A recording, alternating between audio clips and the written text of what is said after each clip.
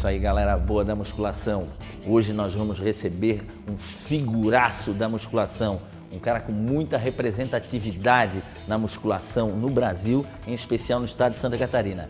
Professor Ricardo Santana, que é professor, coach, treinador naturalmente de fisiculturismo, personal trainer, tem canal no YouTube, ou seja, uma figura que tem muito conhecimento, certo? Principalmente na área de fisiculturismo e na área de treinamento de força. Ricardo, eu acompanho o fisiculturismo já desde a década de 70, 80 e vi a evolução da modalidade.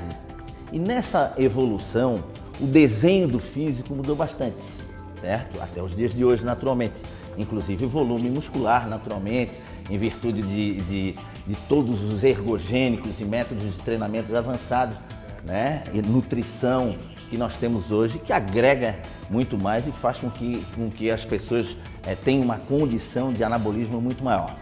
Porém, a exigência da entidade IFBB, aí no caso falando especificamente da IFBB e da influência que ela tem no trabalho físico dos fisiculturistas e dos professores, né, e dos treinadores de fisiculturismo, eu vejo muito uma distorção no sentido que hoje alguns professores e treinadores eles têm levado seus treinamentos para pessoas comuns com um objetivo único e exclusivo da análise visual que é pedida, né, no fisiculturismo, em especial na IFBB. Certo. Então, alguns professores dizendo para não fazer abdominal, que a mulher não pode mais fazer abdominal, ou seja, para não aumentar demais a cintura. E se a gente for, a grosso modo, a gente sabe que essa hipertrofia abdominal, se acontecer de 1, 2 centímetros, ela é muito pequena,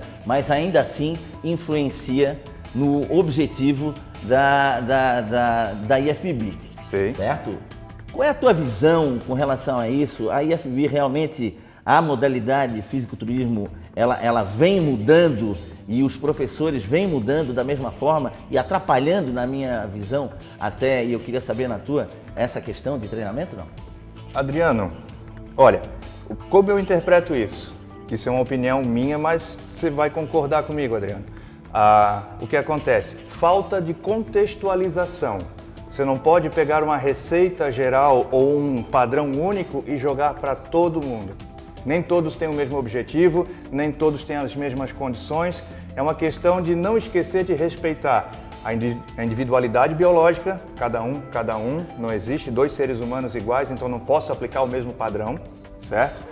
O contexto é diferente, a genética é diferente e o ambiente difere também. Partindo desse princípio, o que o treinador consciente tem que avaliar?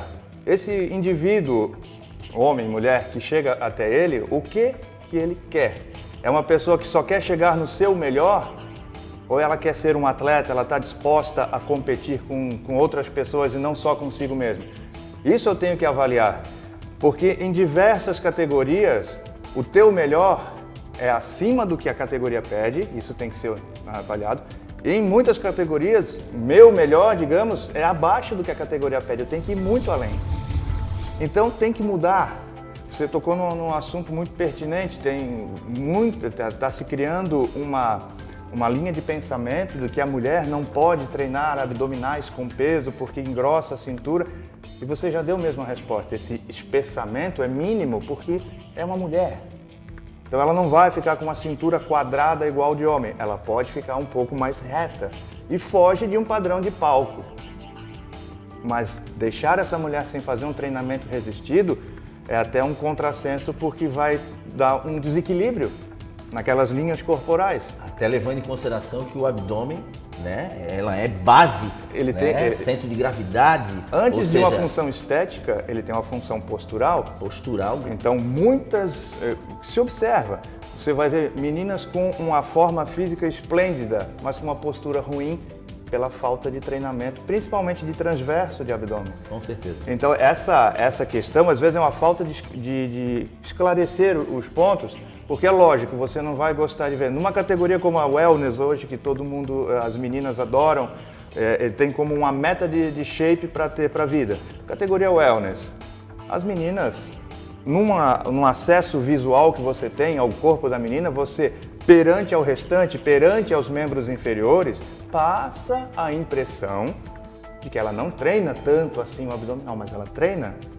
Porém, os exercícios de hipertrofia ficam preteridos em relação aos posturais, as pranchas, exercícios de bracing, de vácuo, que é para o transverso comprimir, que também confundem com a tal barriga negativa que não tem nada a ver. Não. É simplesmente um abdômen chapado com um transverso duro como pedra e que acomoda os órgãos internos da forma certa, não deixa a barriga dilatar nem na respiração. Com certeza. Eu vi a evolução. Em 1980 a gente via eu mesmo treinando na Academia Atlas, que foi a primeira que trabalhou o fisiculturismo aqui em Santa Catarina, junto com a Califórnia, de Joinville. Então, a Academia Atlas, raramente nós, seguidores de Luiz Zaslavski, que era um atleta de fisiculturismo já da época, foi grande atleta de 78, 79, competiu o Campeonato Brasileiro e na época, nos campeonatos brasileiros, se valorizava o melhor bíceps, o melhor peitoral e nunca a melhor perna. Por quê? Porque não se valorizava. E dentro da academia, nós, como reflexo já da modalidade, não treinávamos tanto perna. Viemos a treinar perna mais em 1990, quando passou a ser, certo, um item a ser valorizado, muito mais, certo? Muito no mais. Julgamento do fisiculturismo, em especial da IFBB. Aqui não é uma crítica com relação à IFBB, até porque quem trouxe a IFBB no estado, eu fui presidente 14 anos da federação aqui em Santa Catarina, quem trouxe foi o Dr. José Maria Santarém, Eugênio Koprovis, que na época presidente da Confederação Brasileira de Musculação Desportiva, que abrangia levantamento de peso, levantamento olímpico, luta de braço e levantamentos básicos. Depois, em 90, houve toda uma separação dessas modalidades, mas ainda assim eu vi esse tipo de coisa acontecer. Hoje, dentro das academias, estás vendo isso acontecer? Como é que a gente deve proceder para que isso não aconteça? Né? Em especial os professores, né? Que aqui nós temos muitos fisiculturistas, amantes da musculação e professores nos vendo agora.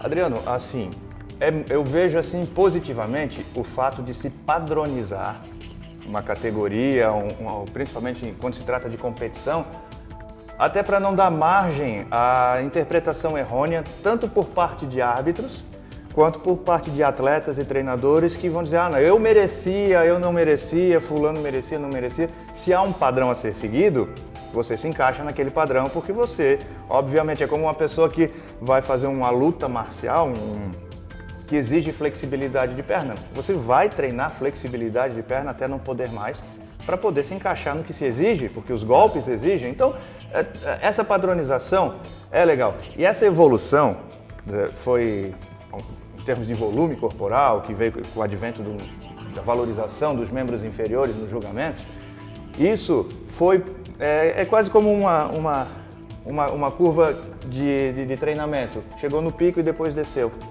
E hoje em dia você vai ver que essa que foi batizada de Era Freak, né? A Era dos Monstros, das aberrações no palco, o problema maior não foi isso ter sido... Não é um problema, não classifique como problema.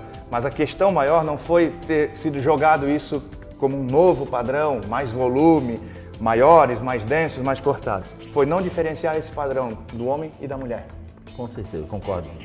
Foi nesse ponto que eu não sei se a IFBB Internacional se perdeu ou se foi uma evolução natural, porque como não havia um padrão que diferisse o bodybuilding feminino do masculino, os critérios de volume, densidade, definição, proporção e simetria e conjunto, no final das contas, eram usados para todos.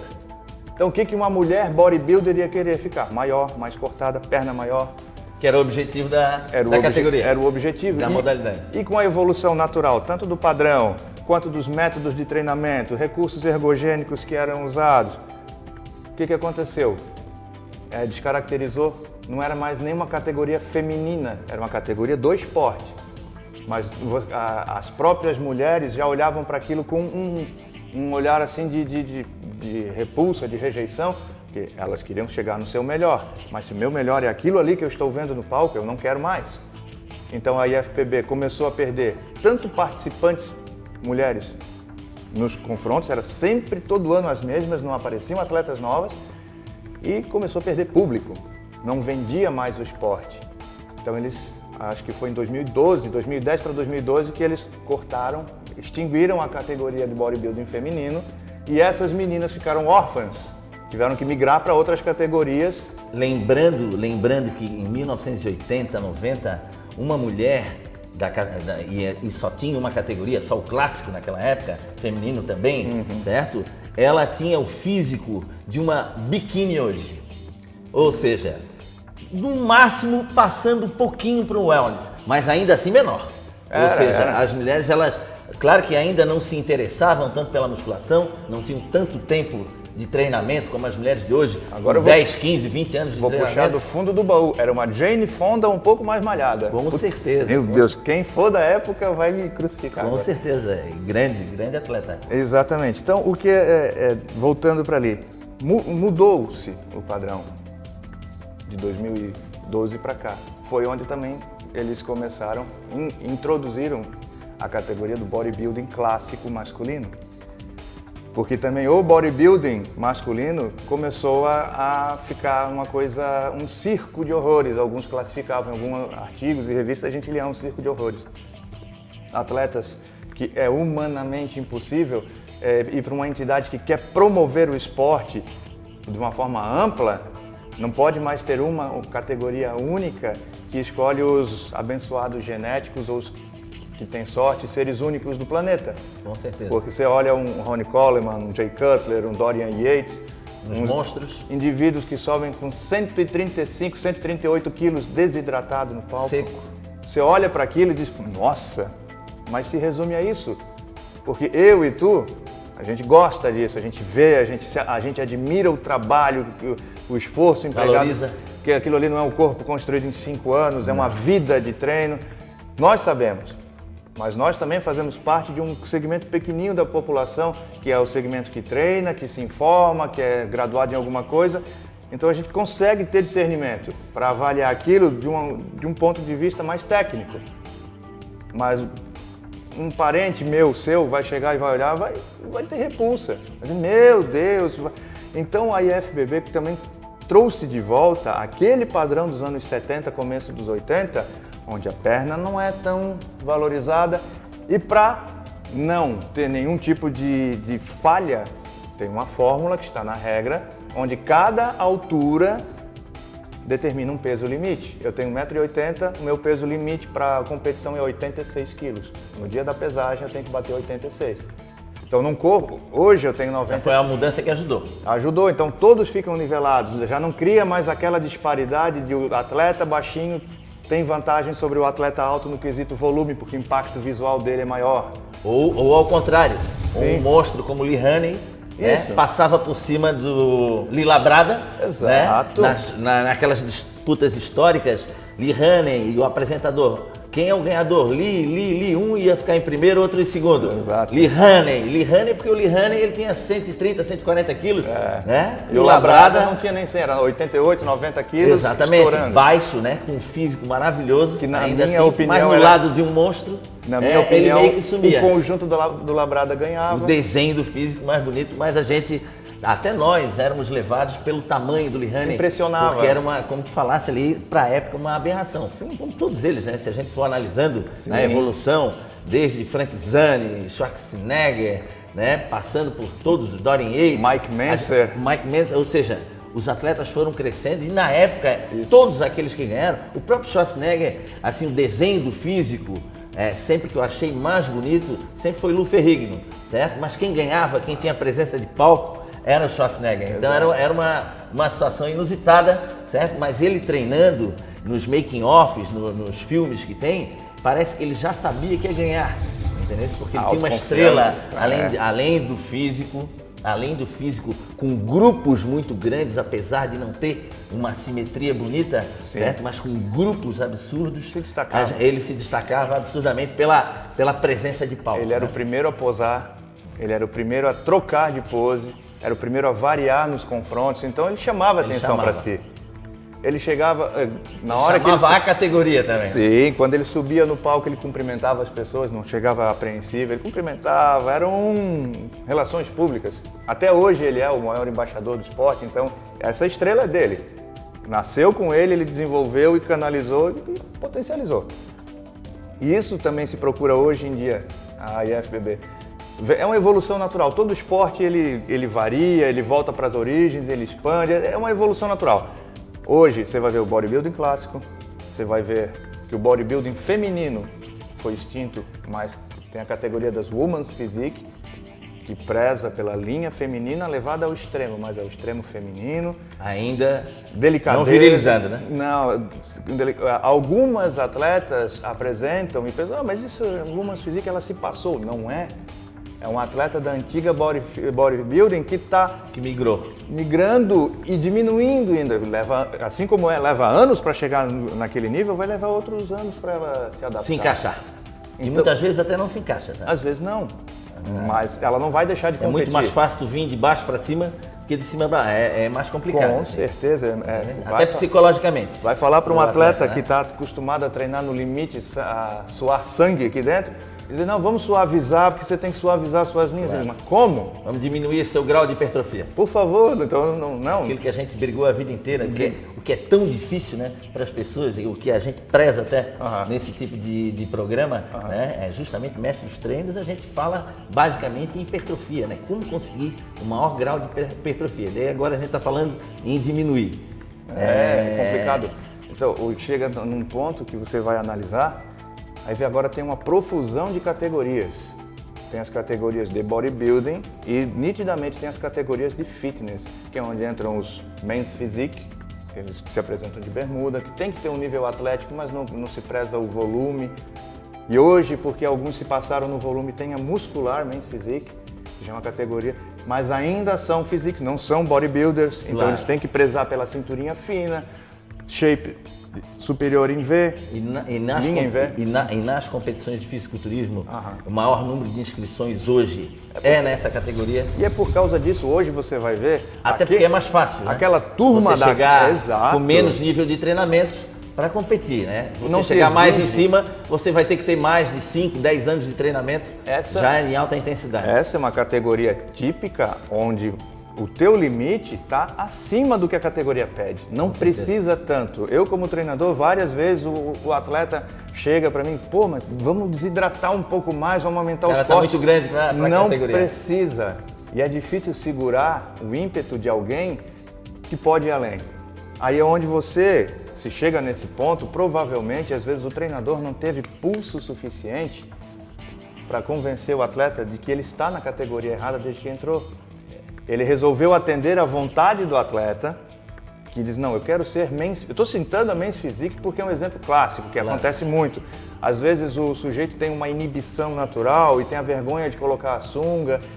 O bodybuilding é uma categoria que física e tecnicamente exige muito mais, são muito mais poses, tem uma coreografia individual. Totalmente diferente. O men's physique, ele precisa fazer 4 quartos de volta, ele se apresenta de frente, costas e as 2 laterais, acabou. Com certeza, mais simples. Mais simples, fisicamente, tecnicamente. Aí tem a parte subjetiva que complica a categoria. Aí entra aquilo ali que você estava falando, que o Arnold tinha. Que é inerente até à modalidade, né? Sim, é a presença de palco, a marra, entre aspas, que a pessoa tem, é a confiança, a gente faz os cursos de arbitragem, o próprio André Pierinho, Pajé, que até esse ano era o presidente da confederação, na comissão de arbitragem, ele mesmo fala, quando você vai julgar um evento de bodybuilding, quando entra a categoria Men's Physique, categoria Bikini, categoria Wellness, você vira um agente fitness também. Claro. É aí onde entra a presença de palco. Você vai olhar para aquele sujeito que está lá com o físico impecável, tudo mais, mãozinha na cintura, marrento, posando, você olha para ele e diz, tá bom, beleza, a parte física tá legal, mas esse cara vende o esporte, ele vende saúde. Se eu colocar ele com uma toalha enrolada, fazendo a barba, ele vende presto barba, ele vende lâmina de barbear. Se eu colocar esse cara fazendo uma dinâmica, representando num stand, num evento, no stand de um fabricante de suplementos, será que chama a gente ou vai espantar? Se bota um bodybuilder sênior acima de 100 quilos, a pessoa não cria uma aproximação. Agora bota um garoto bonito, cabelo da moda, shape na trinca, vai chamar. Esse é o garoto que eu poderia botar dando uma entrevista de repente, ou simplesmente fazendo um vídeo fitness. Certo. É isso que eles querem ver. O que acontece muitas vezes é que as figuras vêm nas academias, ou em especial em treinadores. Eu, frequentemente, né, as pessoas vêm atrás de mim, mulheres, homens, afirmando que querem participar do fisiculturismo na categoria tal. E eu sempre costumo dizer que você tem que primeiro se preparar, exato, chegar no seu limite, né, físico, e em cima dessa condição física que você está, nós vamos decidir a sua categoria, porque a categoria vai escolher você, não é você sempre que escolhe a categoria. Falou muito bem. É isso? E qual é o recado que tu deixas, né, e já passa para o público também, além do recado para os treinadores de fisiculturismo, para aquele pessoal que gosta de treinar mais forte, alguma coisa, aonde você anda, qual a tua... Onde é que você se encontra, principalmente nas redes sociais? Como é que as pessoas te acham? Certo. Primeiro vamos para falar do que a gente estava falando, depois fala de mim. Se eu puder dar um conselho, se é que eu tenho o direito de dar um conselho para os meus colegas de profissão, para minimizar a margem de erro que a gente tem, e é uma margem grande quando se trabalha com pessoas, a gente é dono dessa pessoa 1 hora por dia e as outras 23 ela está por conta. Então, o que eu posso aconselhar? Respeite a individualidade biológica dessa pessoa, primeiro de tudo. Isso vai ser primordial para não ter erro no treinamento. E a segunda coisa, apesar de você poder usar uma tecnologia de Fórmula 1 num carro de rua, ou seja, você pode usar suas metodologias de treino para atletas nas pessoas que não querem ser atletas, para ter o resultado parelho, não precisa ser 100%, porque aquela pessoa pode divergir um pouco do padrão, se for do gosto dela, porque ela está treinando para si, não para competir. Uma pessoa que treina para competir, ela tem que obedecer 100% o que a entidade e a categoria prezam como regra, e não há discussão. Se isso não for esquecido, é sucesso. Independente da colocação dessa pessoa no palco ou da aparência da outra pessoa na praia, na foto que ela tira para o Instagram, seja para o que for o objetivo, ela vai ser bem sucedida. E o resto é tempo e consistência. Legal. Certo? Agora você pediu, atendendo também, @RicardoSantana75 no Instagram e Ricardo Santana 75 no Facebook. Eu tenho um canal no YouTube também, que é o Ricardo Santana Projeto Personal.